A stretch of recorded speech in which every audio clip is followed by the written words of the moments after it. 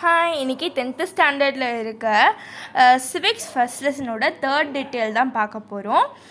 இது எதை பற்றி இருக்குது அப்படின்னு பார்த்திங்கன்னா, ஃபண்டமெண்டல் ரைட்ஸோட 6th ரைட். ஓகேவா, 6th ரைட்டு தான் இது, ரைட் டு கான்ஸ்டியூஷனல் ரெமெடிஸ். இதில் மெயினாக எதை பற்றி சொல்லியிருக்காங்க அப்படின்னு பார்த்திங்கன்னா, விருத் அதை பற்றி தான் சொல்லியிருக்காங்க. விருத் is an order or command issued by a court in writing under its seal.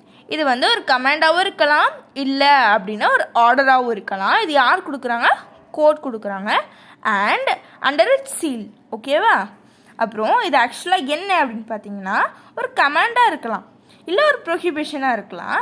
இப்படி பண்ணாத அப்படின்னு இப்படி ப்ரொஹிபைட் பண்ணலாம், இல்லை அப்படின்னா கமாண்டு, இந்த மாதிரி பண்ணக்கூடாது இந்த மாதிரி சொல்கிறாங்கல்ல, அந்த மாதிரி சொல்கிறதாகவும் இருக்கலாம். இது எதுக்கு வந்து கொடுக்குறாங்க அப்படின்னு பார்த்தீங்கன்னா, கோர்ட்ஸ்க்குன்னு சில ரூல்ஸ் இருக்கும். ஓகேவா, இதை தாண்டி நீ போகக்கூடாது, இது நீ பண்ணக்கூடாது அப்படின்னு சில ரூல்ஸ் இருக்கும். அதை யாராவது பண்ணாங்க அப்படின்னா நம்ம அந்த கோர்ட் வந்து அந்த விரிட்ஸ் வந்து அவங்களுக்கு ப்ரொவைட் பண்ணும். சரிங்களா, இதை வந்து 2 கோர்ட்டுமே கொடுக்கலாம், சுப்ரீம் கோர்ட்டும் கொடுக்கலாம், ஹை கோர்ட்டும் கொடுக்கலாம் அப்படின்னு சொல்கிறாங்க.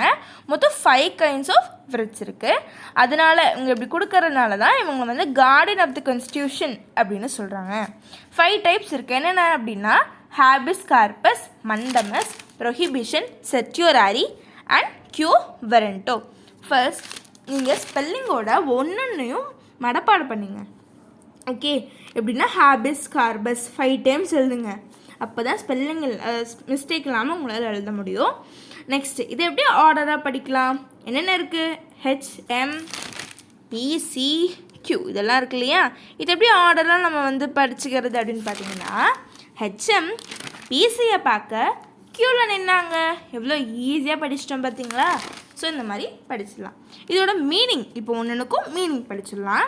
ஹேபிஸ் கார்பஸ் அப்படின்னா என்ன அப்படின்னு பார்த்தீங்கன்னா, நீங்கள் இமேஜின் பண்ணுங்கள், இப்போ ஒரு நாள் வந்து நீங்கள் தெருவில் வந்து நடந்து போயிட்டுருக்கீங்க, ஒரு கேஸ் நடந்துட்டுருக்கு. அந்த கேஸுக்கு யார் திருடன், யார் வந்து அது பண்ணாங்கன்னு தெரியவே இல்லை. டக்குன்னு உங்களை பிடிச்சி, நீங்கள் தப்பே பண்ணல, ஆனால் உங்களை பிடிச்சி நீங்கள் தான் திருடன் அப்படின்னா ஒத்துக்குவீங்களா? ஒத்துக்க மாட்டீங்கல்ல. அந்த கேஸ் நிறைய நாள் போனாலும் பரவாயில்ல, ஆனால் உண்மையான திருடனை தான் நம்ம கண்டுபிடிக்கணும். இப்போது தேவையில்லாமல் இல்லீகலாக உங்களை அரெஸ்ட் பண்ணுறாங்க அப்படின்னா நீங்கள் என்ன, அந்த கோர்ட் என்ன பண்ணலாம்? இந்த விரிட்டை அவங்களுக்கு வந்து கொடுக்கலாம். என்ன அப்படின்னா, safe card from illegal arrest. இப்போ உங்களை தப்பாக அரெஸ்ட் பண்ணிட்டாங்க, தப்பே பண்ணாதவனா அரெஸ்ட் பண்ணிட்டாங்க அப்படின்னா அவங்கள வந்து சேஃப் கார்ட் பண்ணும் இந்த விரிட். ஓகே, அடுத்து மண்டமஸ். மண்டமஸ்னால் என்ன அப்படின்னு பார்த்தீங்கன்னா, ஒரு கோர்ட் அல்லது யாராவது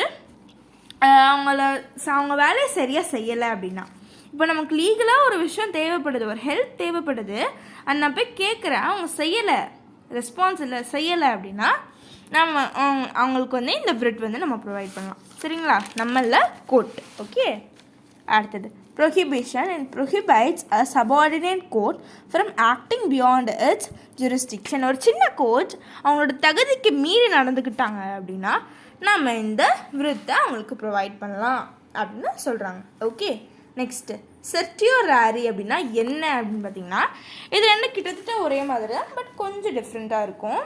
இப்போது பெரிய கோர்ட், ஓகே, பெரிய கோர்ட் சின்ன கோர்ட்டுக்கு இந்த விரிட் சென்ட் பண்ணுவாங்க. எதுக்காக அப்படின்னு பார்த்தீங்கன்னா, இந்த கோர்ட்டில் இருக்கவங்க இவங்க வந்து பெரிய கோர்ட் சின்ன கோர்ட்டுக்கு வந்துட்டு இந்த விரிட் சென்ட் பண்ணாங்க அப்படின்னா இவங்களோட ஆர்டர் வந்து குவாஷ் ஆகிடும்.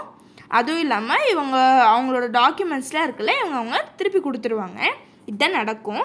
இது ஆக்சுவலாக எதுக்காக அப்படி நடக்குது அப்படின்னு பார்த்தீங்கன்னா, ஒன்று அவங்க வயலண்ட்டாக அதை வந்து ஹேண்டில் பண்ணியிருந்தா, இல்லை அப்படின்னா தப்பான ராங் லா, ஓகே, தப்பான தீர்ப்பு வந்து கொடுத்துருந்தாவோ, இந்த மாதிரியான விஷயங்கள்லாம் நடந்திருந்தா அவங்களுக்கு வந்து இதை நம்மளால் கொடுக்க முடியும். சரிங்களா, இது வந்து அவங்க இந்த பெரிய கோர்ட் வந்து இந்த விரிட் வந்து அவங்களுக்கு கொடுத்துட்டாங்க அப்படின்னா திரும்ப அவங்க கொடுத்த ஆர்டர்ஸ்லாம் இல்லைன்னு ஆகிடும். அதுவும் இல்லாமல் அவங்களோட டாக்குமெண்ட்ஸ்லாம் இவங்க திரும்ப கொடுத்து தான் ஆகணும். சரிங்களா, ஸோ இதுதான் அங்கே நடக்கும். அடுத்தது கியூ வெரண்டோ அப்படின்னா என்ன அப்படின்னா, இப்போது 10th படிச்சுட்டு இருக்கான்னு வச்சுக்கோங்களேன். இப்போது ஒரு 10th படித்தவன் போய் கவர்மெண்ட் வேலையில் உட்காரான்னு வச்சுக்கோங்க, நீங்கள் ஒத்துப்பீங்களா? நம்ம கஷ்டப்பட்டு எக்ஸாம் கிளியர் பண்ணி அதுக்கப்புறம் போய் கவர்மெண்ட் வேலையில் உட்காரோம், ஆனால் ஃப்ராடு பண்ணியோ காசு கொடுத்தோ லட்சமாக கொடுத்து அவன் பாட்டிக்க போய் உக்காந்துக்கிறான்னு வச்சுக்கோங்களேன், நீங்கள் ஒத்துக்குவீங்களா? மாட்டிங்கல்ல. ஸோ இந்த மாதிரி அவனோட குவாலிஃபிகேஷன்ஸ்க்கு மேலே இருக்கிற வேலைக்கு அவன் ஏதோ ஃப்ராடு பண்ணியோ இல்லை ஏதோ பண்ணியோ போயிருந்தான் அப்படின்னா அவனுக்கு இந்த விரட் நம்ம கொடுக்கலாம். இதுக்கு பேர் என்னது? கியோ பரண்டோ. ஸோ அவ்வளோதான், ரொம்ப ஈஸி. ஒரு 5 இதை மட்டும் படிச்சிட்டிங்கன்னா ஈஸியாக உங்களால் முடிச்சிட முடியும். இதோட ஃபஸ்ட் லெட்டர் எப்படி ஞாபகம் வச்சுக்கலாம்? HMPCயை பார்க்க க்யூவில் நின்னாங்க. ஸோ ஈஸி தான், இது ரொம்ப சின்ன டீட்டெயில் தான்.